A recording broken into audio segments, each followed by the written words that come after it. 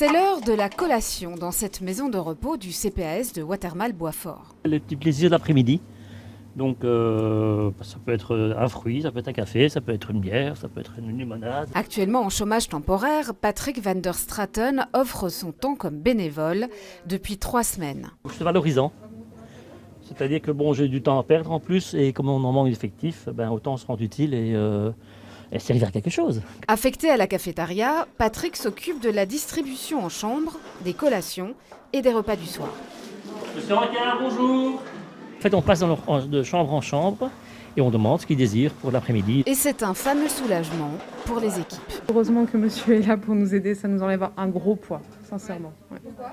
Pourquoi ? Parce qu'en fait, comme par exemple ça nous demande en fait du travail en plus. Une aide bien utile que la direction de la maison de repos a cette fois anticipée, s'adressant à Iris Care pour le personnel de soins spécialisés et à son propre réseau pour l'aide journalière, car avec une partie des effectifs écartés et des résidents confinés en chambre, le travail est décuplé. Il faut donc des bras pour assumer toutes ces activités qui avant avaient lieu en bas. Donc il faut monter les repas en chambre, monter les commandes cafétéria, les accompagner pour une petite promenade dans le service, les accompagner pour faire des activités en chambre.